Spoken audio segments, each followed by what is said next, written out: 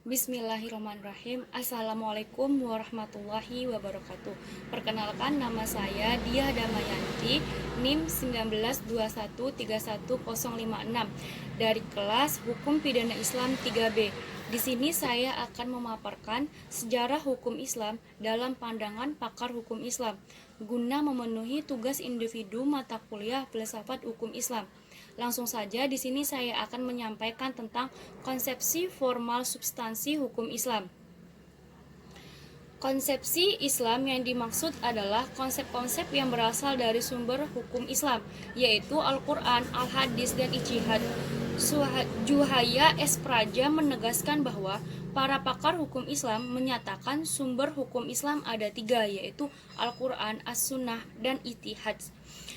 Inti pemikiran hukum Islam dari Sets adalah bahwa konsep hukum-hukum Islam dibatasi ruang dan waktu, yakni hukum Islam sebelum periode Umayyah dengan karakteristik hukumnya bersifat normatif sebagai hukum suci dan pembatasan hukum Islam pada akhir pemerintah Umayyah yang bersifat teknis dalam tataran hukum positif.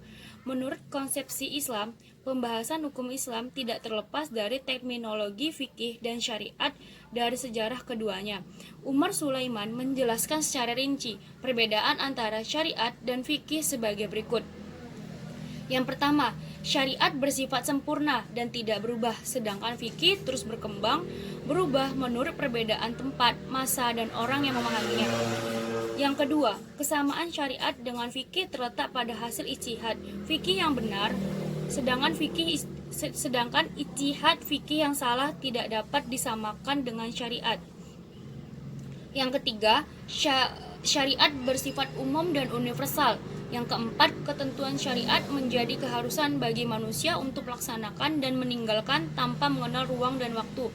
Yang kelima, hukum syariat kebenarannya mutlak, sementara pemahaman fuqaha memiliki kemungkinan untuk salah. Melihat istilah-istilah yang digunakan oleh Sets secara garis besar, ia mengartikan bahwa hukum Islam adalah hukum suci di satu sisi dan di sisi hukum secara teknisi di sisi lain. Dalam hal ini, tampak jelas Sets merujuk pada hukum-hukum yang sebelumnya, misalnya hukum Yahudi, Romawi, dan sebagaimana yang sering menjadi rujukan. Selanjutnya, konsepsi tentang sumber dan periodisasi hukum Islam. Hukum secara hakiki adalah Allah, sementara ahli fikih berpendapat bahwa sumber hukum adalah Al-Quran sebagai dalil hukum. Senada dengan pikiran tersebut, Jaih Mubarak menegaskan sumber hukum Islam yang hakiki adalah Allah. Al-Quran bukan sumber hukum, tetapi dalil hukum. Pendapat saya ungkapkan karena saya khawatir kalau Al-Quran dijadikan sumber hukum akan melahirkan kecenderungan adanya pengabdian terhadap eksistensi Allah. Pandangan ini sebenarnya lebih bersifat teologis. Dengan demikian terdapat 3 tema yang berhubungan dengan Al-Quran sebagai dalil hukum. Allah sebagai sumber hukum. Allah berfirman tanpa suara, tanpa huruf sebagai madlul dan mushaf Al-Quran yang beredar di masyarakat yang ditulis dengan suara dan huruf adalah dalil hukum. Apabila terpaksa kita mengatakan bahwa Al-Quran adalah sumber hukum, yang dimaksud sumber di sana dalam artian majazi. Berdasarkan uraian tersebut, tampaknya bentuk-bentuk hukum yang terkandung dalam Al-Quran jauh dari bahaya Sets. Hal ini terbukti Sets hanya membuat formasi hukum Islam didasarkan pada pemerintahan Umayyah, baik dari praktik-praktik ibadah yang populer dilaksanakan oleh masyarakat maupun praktik administrasi pemerintah seperti hukum perang, hukum fiskal, dan hukum pidana. Selanjutnya, konsepsi metode penggalian hukum Islam. Dalam menganalisis metode pemikiran hukum Islam, Sets penulis menggunakan beberapa pendekatan. Joya S. Praja menegaskan bahwa karena hukum Islam berdimensi uliyah, dalam artian adalah bagian agama paling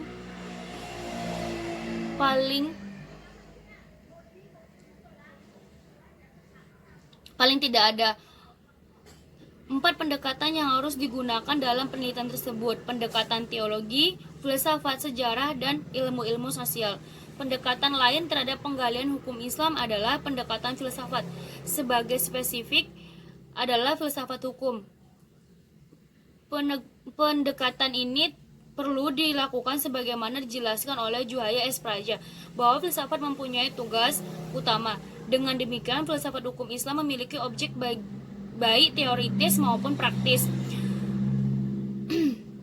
Objek teoritis filsafat hukum Islam adalah objek kajian yang merupakan teori-teori hukum Islam, meliputi yang pertama prinsip hukum Islam, yang kedua dasar-dasar dan sumber-sumber hukum Islam, yang ketiga tujuan hukum Islam, yang keempat asas-asas hukum Islam, dan yang kelima kaidah-kaidah hukum Islam.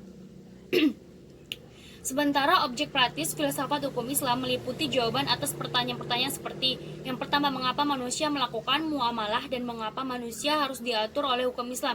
Yang kedua, mengapa manusia harus melakukan ibadah seperti sholat? Yang ketiga, apa rahasia atau hikmah yang terkandung dalam pelaksanaan seperti puasa, haji, dan sebagainya.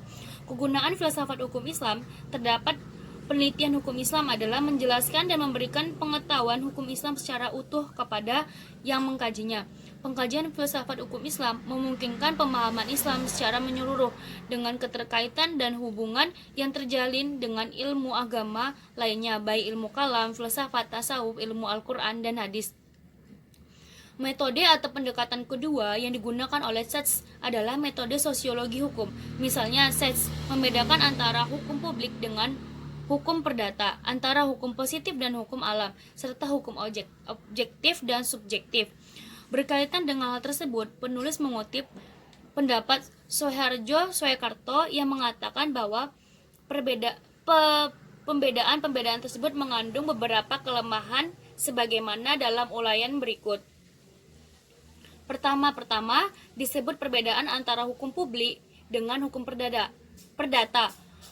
Perbedaan lainnya adalah hukum objektif dan subjektif. Perbedaan ini mengakibatkan kemungkinan-kemungkinan lain, misalnya hukum subjektif, mencakup kemungkinan bagi seseorang warga masyarakat untuk meminta bantuan pada alat-alat pemaksa agar kepentingan-kepentingan material dan spiritual dapat dilindungi. Kedua, pembedaan ini pada dasarnya membuktikan kekusukan dari peradaban Barat, yakni hak-hak individu yang ditonjolkan. Oleh karena itu, menurut analisis penulisan, memahami hukum Islam tidak hanya bisa didekati dengan dua pendekatan, sejarah dan ilmu-ilmu sosial, dalam hal ini sosiologi hukum, tetapi perlu pendekatan yang komprehensif yang melibatkan semua pendekatan. Yang pertama, pendekatan teologi, yang kedua, pendekatan filsafat, yang ketiga, pendekatan sejarah, yang keempat, pendekatan ilmu-ilmu sosial. Di samping spesifik, didekati pula dengan dua pendekatan, yaitu pendekatan bahasa dan yang kedua, muqasid syariah. Demikian penjelasan yang dapat saya sampaikan, lebih dan kurangnya mohon maaf apabila ada kesalahan. Mohon maaf, wabillahi taufiq wal hidayah. Sekian dan terima kasih. Assalamualaikum warahmatullahi wabarakatuh.